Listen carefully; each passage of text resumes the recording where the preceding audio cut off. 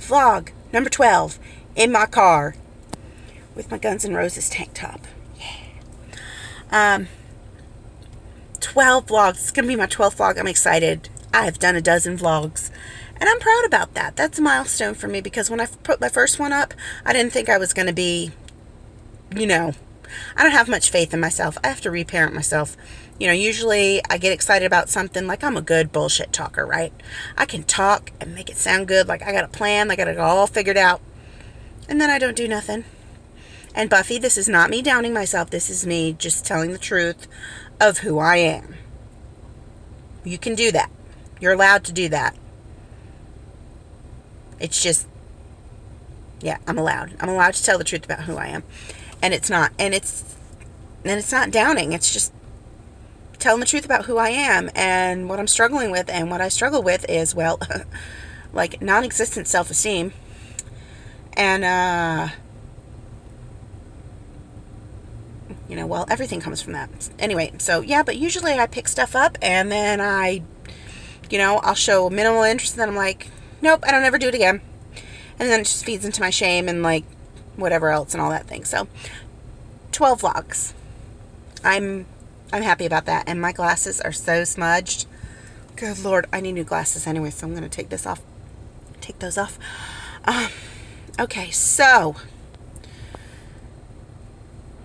just got off the phone with my meds doctor, and I'm going to be going back on the Lexapro for my anxiety, because as I said in yesterday's vlog, now that my depression is in remission, my anxiety has stepped up and said, oh, there's no one in control. I'll be in control. I'll drive this bus. All right. And so I noticed a steady uptick, and yesterday I had, and by that I mean intrusive anxious thoughts, a return of semi-agoraphobic behaviors. I don't have full-blown agoraphobia. I mean, obviously, I'm sitting in the Target parking lot where I do all my Zoom counseling. And sometimes I vlog, and I'm out here now. I'm just waiting for the pharmacy to call me, because this is where I get my meds too. So I'm just waiting for them to call me to tell me I got my meds, and I'm excited about it. So intrusive, anxious, and negative thoughts. And by what I mean by intrusive thoughts is they pop up unwarranted, like completely out of nowhere. Like you're not actively thinking about them. So like maybe at night you lay down and you think about everything you got to do the next day. That's active thinking, right? But intrusive thinking is when you're just, you're getting comfortable, you're trying to go to sleep, and all of a sudden, for me, for the past couple days, it's been like, what if imagine Teddy getting his hands stuck in a blender. You can't buy a blender now. Because I saw a blender at Aldi's. They have, Aldi's, get up on it. They have a $20 little personal blender. What do they call those? Sharks or ninjas or something? But the personal ones that are real little. $20 at Aldi's. Go to your local Aldi's. They might have one. I almost put it in my cart yesterday. But, so yeah. So at one point, I'm just trying to go to sleep, thinking about smoothies, how I want to smoothie the next day. And all of a sudden, my brain's like, but what if the baby puts his hand in there and it gets mangled? And then I can picture it. So that's an intrusive thought that you don't automatically think of. Like your brain just supplies it for you. And you're like, gee, thanks for the nightmare. So automatic negative thoughts and anxious thoughts. A return of slightly agoraphobic behaviors. So for me, I try to get out of the house in the morning and do all my chores.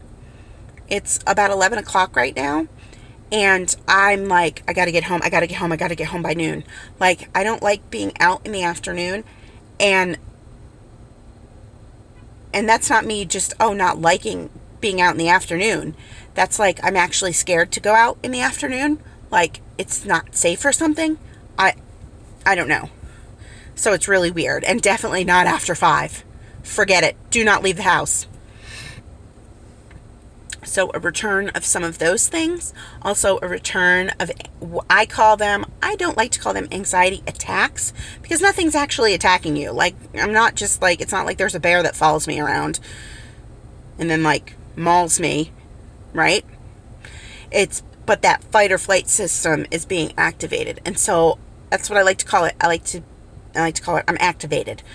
And so like I've been having very high activation at least once a day, and it's real high, as in, like, I said yesterday, it's like the thermometer, the old school thermometer on a, and all the red liquid goes up and it bursts. That's how I feel like it is. Like, it starts with a, and then I can feel it, like, I get, flushed and sweaty, and then I get like dizzy and like slightly hyperventilating. And then yesterday I had the big blow up. So I just, and then after that waned, of course, I'm just repeating myself from yesterday. Jesus, Christine. So anyway, so I had a phone appointment with my meds doctor. She's going to give me my Lexapro back at a very low dose at a 5 milligram. And hopefully that will tamp this anxiety down until I can, so I can feel well enough and strong enough to deal with the things that are triggering to me. So yesterday what happened was, I don't even want to, I already talked about it with my therapist. Anyway, so there's a plan. So I'm out in the car waiting for my meds. I'm thinking I might have to go inside again to pee, because I got an iced chai, and then I brought with me a LaCroix. This is the watermelon one. It's one of my favorites. So this is me. I kind of look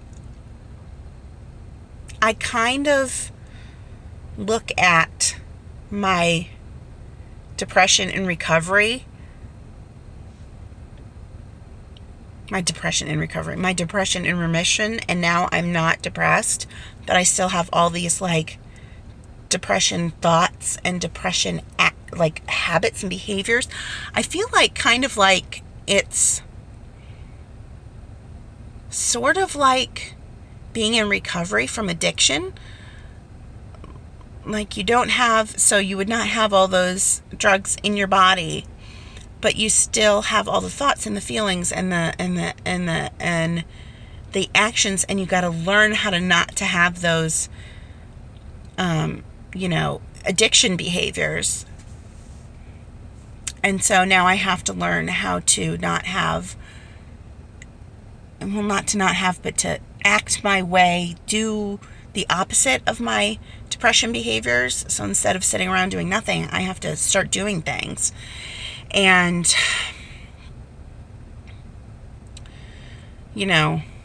I feel sad. And I feel very alone. I feel very alone in my recovery. I wish there was like mental illness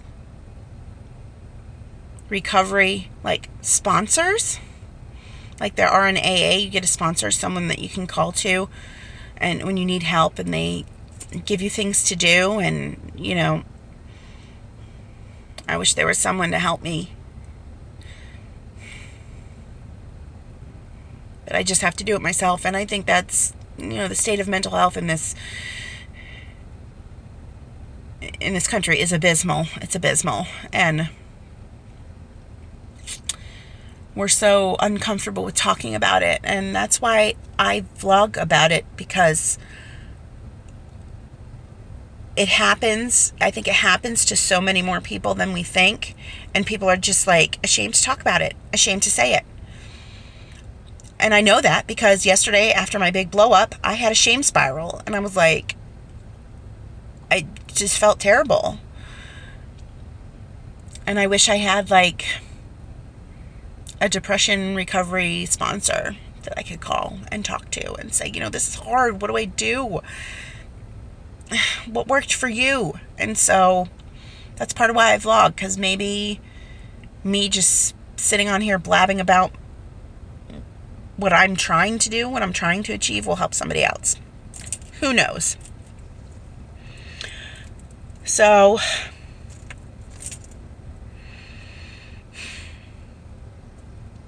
I just wish I had more help. Like, in my house every day, helping me clean my house and help me take care of my kids and cook and clean, and I just wish I had some help. Well, I'm about to have a come to Jesus meeting with my husband and my grown son. Because my husband, he doesn't know it yet. He don't know it yet, but we're about to start couples therapy. Because we're not working as a couple. We're not working together. We're like two people. We love each other and we care about each other, but we're like two people. We're like roommates at this point who just decided to have kids together. And I go off and do my thing and he goes off and do his thing. And we have no plan and no steering. No one's steering the ship of this family, right? And he's always looking at houses and stuff. But how are we going to have a house if we can't even make a budget together? We're constantly, behind on rent and all this stuff. It's just a mess. So we're about to start therapy. Come to Jesus meeting. And I'm about to tell my grown son that he needs to get a job, or he needs to move in with his daddy. He needs to get a job and help out with the bills. Because at this point, I physically cannot stand more for 30 minutes. Right?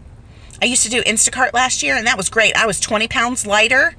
And I wouldn't say it was easy for me to get up all the stairs, but I did it. I stopped that because I hurt my back making a delivery.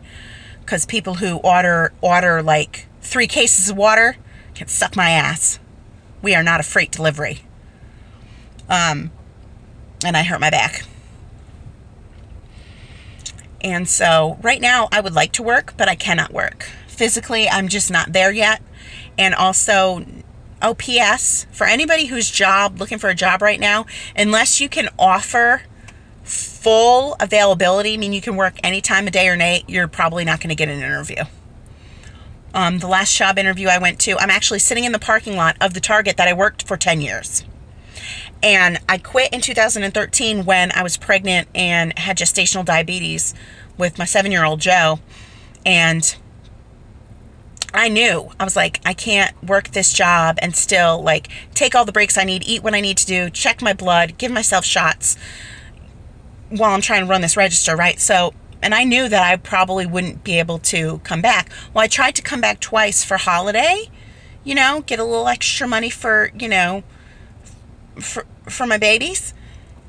And I got rejected twice. And the lady told me in the interview, she's like, I would hire you right now, except your availability is bad. She's like, I'll check with the other, LODs, that's what they call them, leaders on duty. She's like, I'll check with the other LODs, but I don't think I can offer you a job. So, if you're looking for a job right now, if you're not willing to put down open availability, good luck getting a job. But I'm about to tell them, so I can't work, so the other adult human in my house needs to work. He needs to work. So I'm about to have to come to Jesus meeting and tell them that. So that's what'll be going on this weekend in my house. Hopefully I get some damn help steering this family, starting to steer this family, because I'm at the end of my rope. Me and Dan need to learn how to do this together. Yeah. Because I understand, I mean, we've all been in a duck and cover mode, essentially, since we got together. No, not since we got together, but since I had Joe. The whole family has been in a duck and cover, means we've been in trauma, which means we've been in survival mode, which is normal. It's what people do, but now it's time to get out of survival mode and actually start living. That's what I want to do. I want to actually start living. I would eventually like to get my ass out of this goddamn apartment, get into someplace with at least a little bit of a yard. Something. So, But that's my weird mental health ramble for today. All right, I'm about to go into this Target and get my pills. Everybody have a good weekend. Have the best weekend you can have. But if you can't have a good weekend, don't mess up anybody else's. And I'll see you probably on Monday.